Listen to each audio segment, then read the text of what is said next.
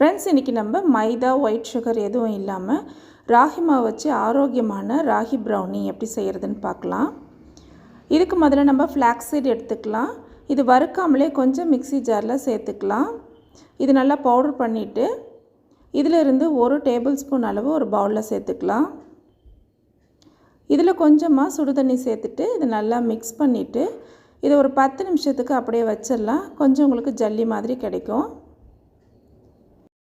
அடுத்ததாக dark compound chocolate. இது வந்து கப்பில் மெஷர் பண்ணுறதுக்காக இது போல் குட்டி குட்டியாக கட் பண்ணிக்கலாம்.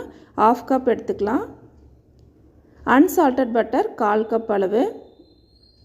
இது ரெண்டையும் நம்ம டபுள் பாயில் மெத்தடில் நம்ம மெல்ட் பண்ணணும். ஒரு பாத்திரத்தில் சுடு தண்ணி வச்சு நல்லா கொதித்ததும் ஸ்லோ ஃப்ளேமில் வச்சுட்டு அதுக்கு மேலே ஒரு பவுல் வச்சிடலாம். இப்போ இதில் நம்ம பட்டரும் சாக்லேட்டும் சேர்த்துட்டு ஸ்லோ ஃப்ளேமில் இருக்கும்போதே நம்ம இது போல் கிளறிக்கிட்டே இருந்தோம்னா நல்லா மெல்ட் ஆகிடும். ஓவர் குக் பண்ணக்கூடாது. இப்போ இது நல்லா கரைஞ்சிருச்சு. இப்போ இதை எடுத்துட்டு நல்லா சூடு ஆற வச்சுக்கலாம். அடுத்ததாக ட்ரையாக இருக்கிற ஒரு பவுல் எடுத்துகிட்டு ரூம் டெம்பரேச்சரில் இருக்கிற ஒரு முட்டையை உடச்சி சேர்த்துக்கலாம். இதில் 1/2 கப் அளவு நாட்டு சர்க்கரையை சேர்த்துக்கலாம். முட்டையோட வாசனை போகிறதுக்காக ஒரு மூடி அளவு வெண்ணிலா எசன்ஸ் சேர்த்துக்கலாம். இந்த நாட்டு சர்க்கரை ஃபைனாக இருக்கிறதால நான் அப்படியே சேர்த்து அடிக்கிறேன். நீங்கள் கொஞ்சம் கட்டியாக இருந்ததுன்னா மிக்சியில் 2 ஓட்டு ஓட்டிட்டு சேர்த்துக்கோங்க. இப்போ இது நல்லா ஒன்றா கரைஞ்சி வந்துருச்சு. இப்போ இதில் ஏற்கனவே ஊற வச்சுருக்கிற ஃப்ளாக்ஸ் சீட் சேர்த்துக்கலாம். இப்போ இது இல்லாமலும் நம்ம ப்ரௌனி செய்யலாம். ஆனால் நம்ம மைதாவில் இருக்கிற க்ளூட்டன் வந்து ராகி மாவில் இல்லாததுனால உங்களுக்கு பேக் பண்ணதுக்கப்புறமா கட் பண்ணிங்கன்னா உதிர்ந்து போகிற மாதிரி இருக்கும். அதை அவாய்ட் பண்ணுறதுக்காக இந்த ஃப்ளாக்ஸ் சீட் சேர்த்துக்கோங்க. இப்போ இது நல்லா வந்து மிக்ஸ் பண்ணிக்கலாம். இது மிக்ஸ் பண்ணதுக்கப்புறமா பார்த்தீங்கன்னா உங்களுக்கு கொஞ்சம் நல்லா நுரைச்சி வந்த மாதிரி இருக்கும். இப்போ இதில் ஏற்கனவே நம்ம மெல்ட் பண்ணி வச்சுருக்கிற பட்டரும் சாக்லேட்டும் சேர்த்துக்கலாம். பட்டரும் சாக்லேட்டும் நல்லா சூடு ஆறி இருக்கணும். சூடாக இருந்ததுன்னா நம்ம முட்டையோடு சேர்க்கும்போது முட்டை ஓவர் குக் ஆகி ரொம்ப திக்காயிடும். இப்போ இது நல்லா மிக்ஸ் பண்ணதுக்கப்புறமா பார்த்தீங்கன்னா பேட்டர் கொஞ்சம் நமக்கு தண்ணியாக இருக்கிற மாதிரி இருக்கணும். ட்ரை இன்க்ரீடியன்ஸ் எல்லாம் ஜலிச்சு சேர்க்குறதுக்காக இதில் வந்து ஒரு சலடை வச்சிடலாம். 1/2 கப் அளவு ராகி மாவு சேர்த்துடலாம். 2 டேபிள் ஸ்பூன் இல்லைனா 3 டேபிள் ஸ்பூன் அளவு கொக்கோ பவுடர் சேர்த்துக்கோங்க.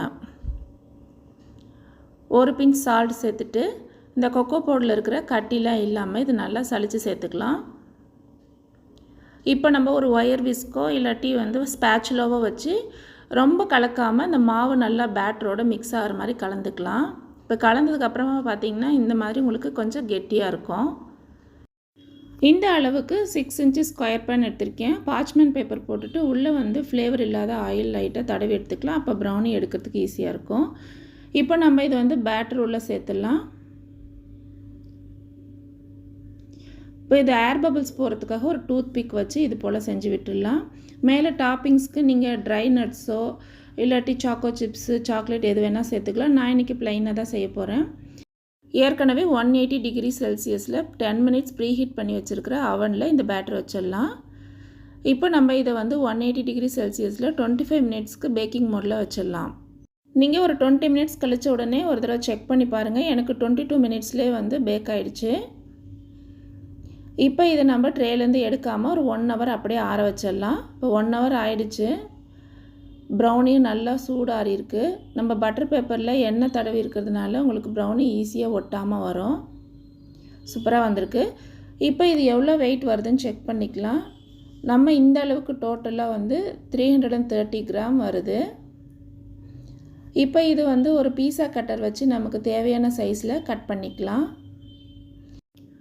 அவன் இல்லாட்டி நம்ம பாத்திரத்தில் உப்பு போட்டு அதே மாதிரி 20 to 25 மினிட்ஸ் வச்சிங்கனாலே உங்களுக்கு இந்த அளவுக்கு கரெக்டாக இருக்கும். இந்த மாதிரி நம்ம மைதா, ஒயிட் சுகர்லாம் இல்லாமல் க்ளூட்டன் ஃப்ரீயாக வந்து ராகி மாவு வச்சு ப்ரௌனி குழந்தைங்களுக்கு செஞ்சு தரும்போது அது ஹெல்த்தியாகவும் இருக்கும், நல்லாவும் சாப்பிடுவாங்க. இந்த வீடியோ உங்களுக்கு பிடிச்சிருந்தா சேனலை சப்ஸ்கிரைப் பண்ணுங்கள். கூடவே பெல் ஐக்கானை கிளிக் பண்ணுங்கள். தேங்க்யூ ஃபார் வாட்சிங்.